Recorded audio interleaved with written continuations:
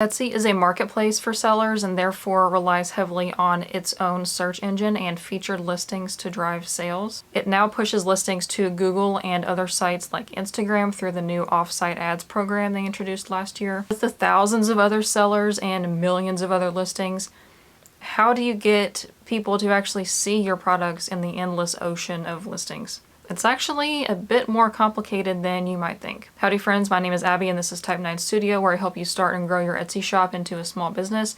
I've been a full-time seller on Etsy for over a year and a half. If you want to know the basics of search engine optimization and how Etsy ranks products in search, then keep on watching. I'll refer to this as SEO from now on because honestly it's shorter and it took me forever to say that out. Like if you watch my other videos, I can never say the full thing. So I'm just going to call it SEO. SEO is basically how you get anything to show up in a search engine. So this term is not unique to Etsy. It's also used on Google or Yahoo, Bing, whatever other search engines there are. So with Etsy specifically, SEO refers to your listings and how those get found in the search. So where you would do SEO for Google for a website or something, you would do SEO for Etsy to get your products seen. But the secret sauce of Etsy SEO is actually not SEO, it is your quality score.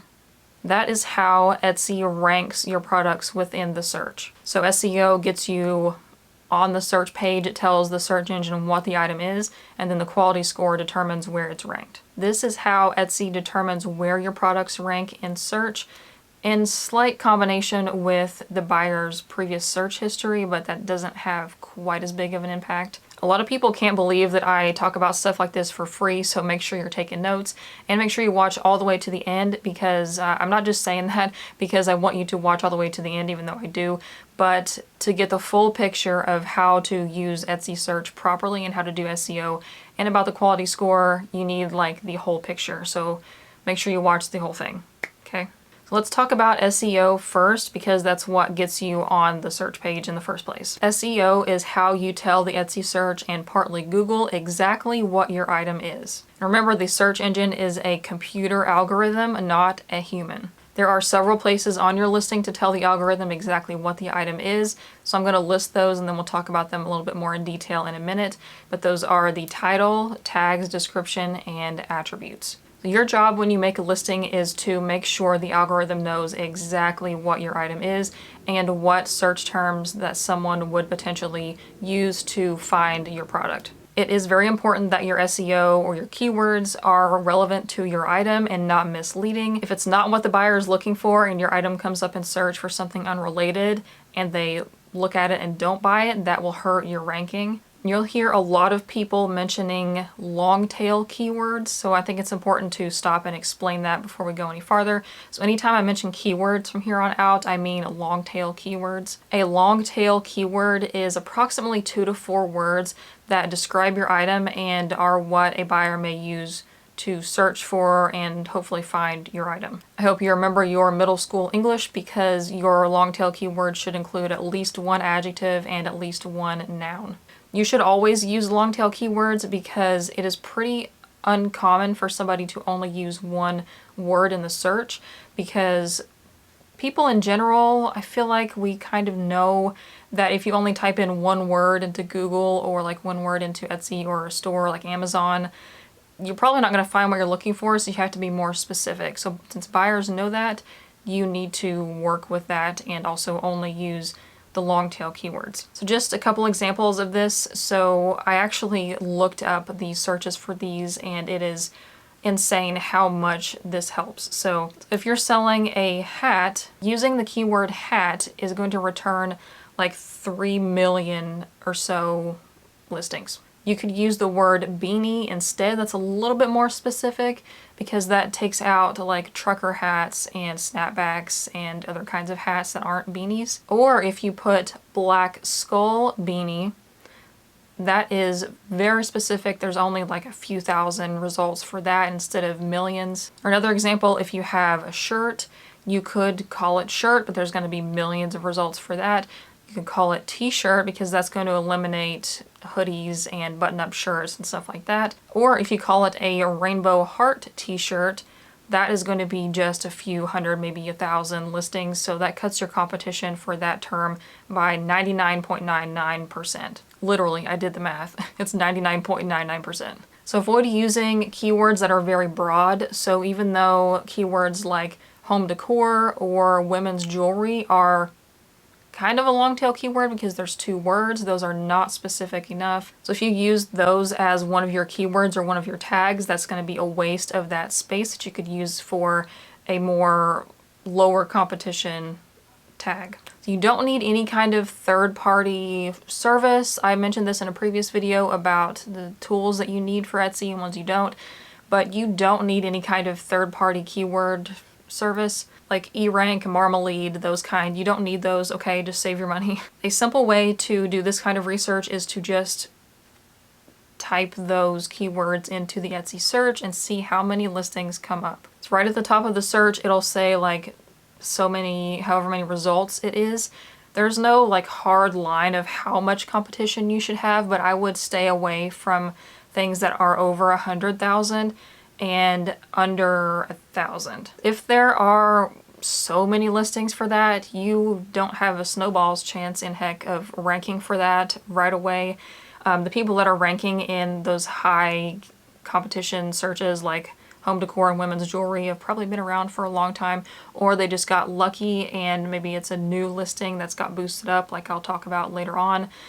You're not going to rank for those, so don't even like and you want to search that for every keyword that you're using. And of course, if you use if you have multiple listings and use similar keywords or like some of the same keywords, you don't have to type it in every single time, but just take a look and see, and you might be surprised. So after you search and you see how much competition there is, how many other listings there are for that tag, you can, if there's a lot, you can try to see if you can like add a word at the beginning to see if that brings it down any, or if that would even be relevant. Just don't worry at all about anybody else's tags, what anybody else is doing, what anybody else's titles are, how their photos look. You're just looking at the amount of competition for this, okay? So don't start comparing yourself or like trying to get into all that. Just don't, okay? I'm going to talk about why you shouldn't try to use other people's tags and titles later on. All you need to do with that is make sure that there is a decent amount of competition, not too low because that means people aren't searching for that, and also not too high because you're not going to get found. And something to keep in mind, even though I said don't look at the listings, but just make sure that like the other listings are what your item is, that it's not completely unrelated, because sometimes you can have in your head what something is called, but buyers and other people may not call it that, so just kind of keep that in the back of your mind, but that shouldn't happen too often. And with those long tail keywords, you don't have to duplicate them. So like with the black skull beanie example, you don't have to put black skull beanie and then skull beanie, because it will extract the skull beanie part of that. If you need more tags or more keywords, then you can use synonyms like black skull hat, for example. Okay, let's get into the different parts of the listing. Number one is the listing title. So I get a lot of questions about titles because Etsy suggests to use short, easy to read titles, whereas Etsy sellers who have, made decent sales say to make them long with a lot of keywords. So which one is it? So the answer is somewhere in the middle. In my shop, personally, if I take a look at the items that have sold the most, some of them I have the long titles and some I have short ones. It just depends. So your results with this short versus long title debate are going to vary widely on a few different factors from what I've noticed. It's going to be based on the size of your niche in general, and also the amount of competition for that search term, how many other listings there are that are similar to yours. It's also going to depend on your quality score, which I'm going to discuss in a minute, and also other factors like how much traffic that you're bringing to Etsy on your own, because if you're bringing all the traffic, you don't have to worry so much about SEO. So this is why you may see some very well-established shops on Etsy just not use keywords at all and have like creative titles for their listings. For a new shop right now, you'll want to use longer titles, okay? So the most important factor when you're writing a title is the first 28 to 30 characters. This is what shows up in the search, because anything after that 28 to 30 characters gets cut off, and people can only see it when they click on the listing, or if they're on a computer it'll show when they hover over the listing title. Use that first little bit for the most important keyword, like the keyword that you're like, this is exactly what my item is. Even if you have to fudge the rest of them, that you want the most important one to be up front. And then fill in the rest with other keywords that are applicable to your listing. To make it easier for people to read, you'll want to separate the keywords with a comma, a slash, or that line. I don't know what that's called. I know it has a name. The line that's above the enter button on the keyboard, you know what I'm talking about? Just don't cram your title full of unrelated nonsense or like trending terms, because that's going to hurt your ranking. A website that is notorious for that is Wish. They'll just cram a bunch of nonsense into their titles. Don't do that.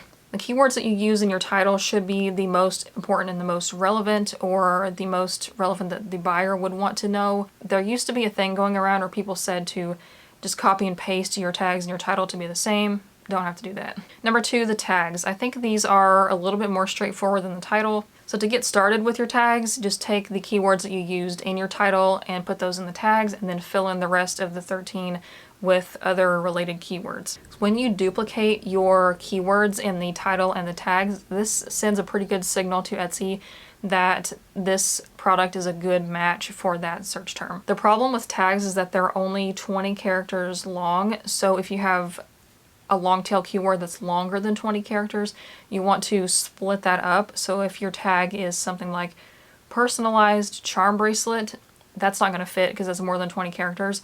So you can make one tag personalized and one tag charm bracelet. That'll still count. I just would not use one word tags any other time on their own unless you're doing it this way where you're having to split them. For one of your tags, you can actually use your shop name, which I recommend because some people have trouble when they type in your shop. It doesn't come up with a link to your shop. So you want to put that as a tag so that Etsy knows that's a search term, because if it doesn't exist on Etsy as a search term, it's not going to come up. So you want to make sure that you have that in your tags.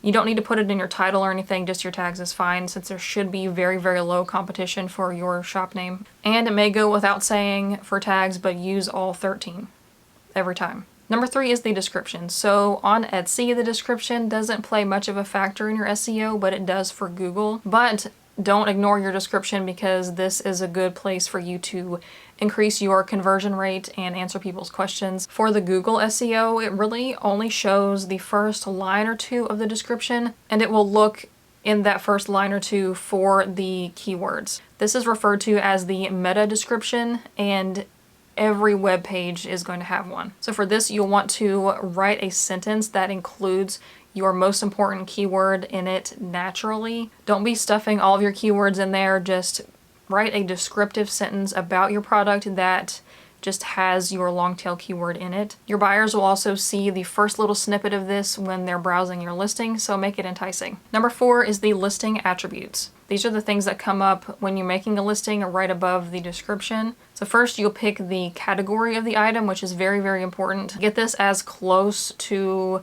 what your item is as possible, and they should add some more categories because there's not enough on there, but nobody asked me. Then when you select your category, more attributes may pop up based on the category. Not all of them are going to do that, but some of them will have different attributes associated with them. So if people are browsing Etsy with the sections or like the categories and not necessarily using the search, these will come into play. So these attributes could be things like colors, sizes, patterns, styles. Fill out as many of them as you can if they are applicable. Don't make something up if it doesn't relate. Just fill them out if they are applicable to your item. Attributes are important because people can filter their search results by these attributes, so you want to make sure they're filled out correctly. So if somebody searches for one of them and yours is not on it, then you won't show up. So don't miss out. All right, I believe that covers the SEO portion. Now let's get on to how Etsy actually ranks your listing in the search. I can't believe that people are not talking about quality score. Like, I hadn't even heard of it before, like this past year, because it is equally as important, if not more important, than SEO. Quality score is a semi-secret scoring system that Etsy uses to rank shops and listings. There is nowhere that you can go to find your quality score, like the numerical value of your quality score. which wouldn't help anyways because it changes so frequently. All we know from what Etsy has released or put on their help articles is that you can have generally a positive, a neutral, or a negative quality score. So to oversimplify a bit, SEO and quality score are two halves of the algorithm. I suppose first let's talk about your shop's quality score. Right off the bat, Etsy says that a brand new shop is going to have a neutral quality score at first. New shops may appear higher in search for a brief period of time, so the algorithm can see how the listings are going to perform. This could explain how some new shops are able to hit it big like right away. One factor in this is actually whether or not your shop is complete. So your info and about sections, your like shop story, your announcement, your order confirmation message, all of that stuff should be filled out, because if it's not, your shop is incomplete and Etsy is not going to rank those as highly as complete shops. That shows that you've invested your time into your shop and you're taking it seriously, you're actively working on it, and it also increases buyer trust and gets them to hang around longer to read through all of your stuff. Your reviews count for your quality score as well. So I've noticed this in my shop in a very big way. I know that if I get a 5-star review, I'm very likely to get more sales immediately after that. And if I get a less than 5-star review, I'm likely to have a drop right after that. Other things influence this as well, such as your shipping speed and if you're active in your shop. I'm not saying you have to ship every order the next day, but you need to ship them on time based on what you've set your processing time to be.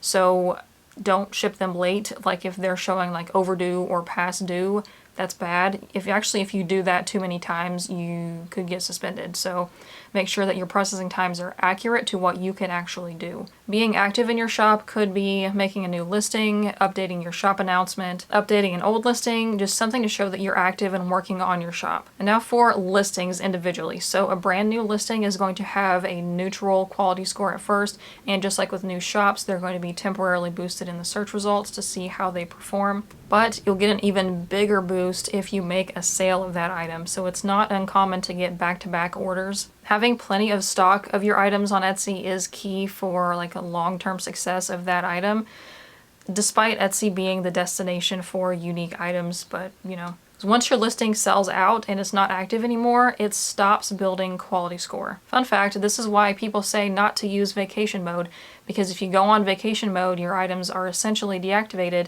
and they're not building quality score at all. And once you come back from vacation mode, they'll take a while to catch up with all the other listings on Etsy. Instead of vacation mode, I just extend my processing times. Your shop's quality score affects your listing quality score as well, so make sure you're being active, your information is all filled out, and you're shipping on time. With all of that in mind, like I was mentioning toward the beginning of this video, I strongly suggest to not look at your competitors' listings for ideas or inspiration about your SEO. If they're ranking highly in search, that means they've got a good quality score built up, and that kind of overshadows their SEO. You could theoretically copy someone's title and tags.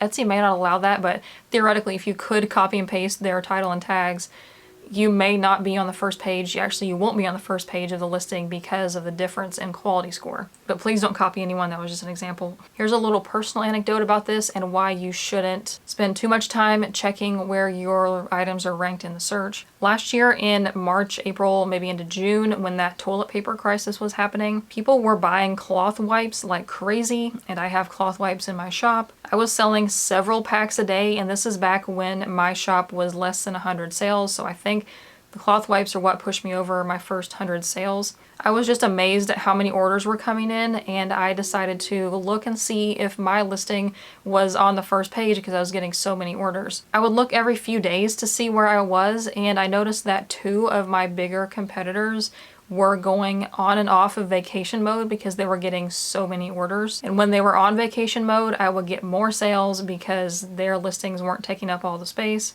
Then when this happened, one of my listings would pop up on the first page of search results. It was not helpful for me to keep looking that up though, because the results were definitely skewed. I was not using incognito mode on my browser because it took my search history into account, and of course, because I was searching my own products a lot, it just kept showing me my own products, you know.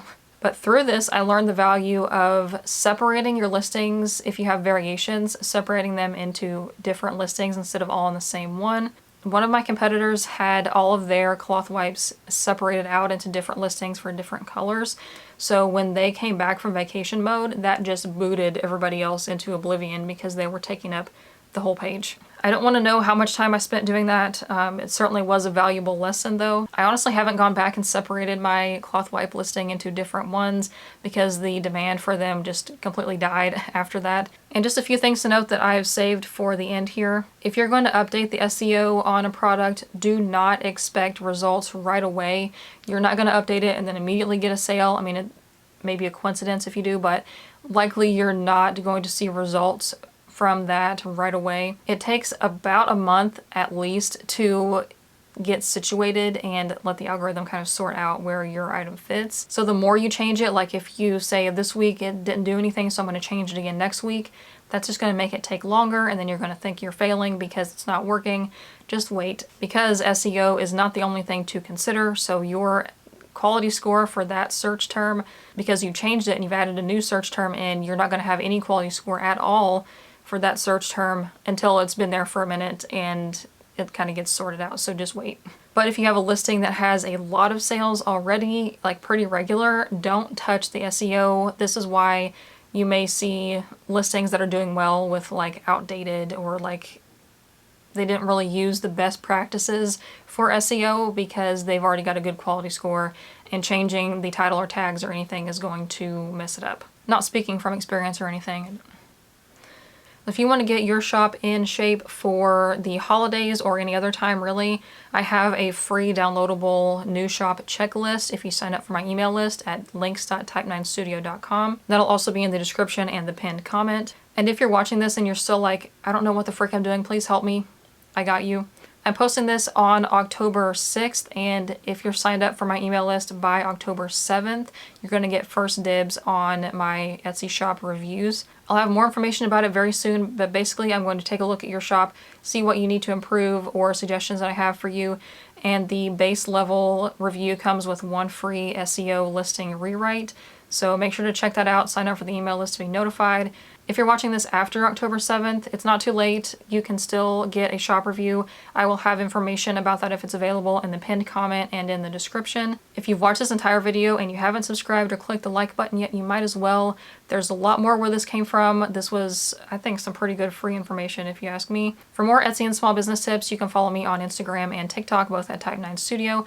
I also have a Ko-Fi at Type9Studio. And there's a lot of information and links in the description box, so make sure to check that out and sign up for the email list, and I will see you in the next video. Bye.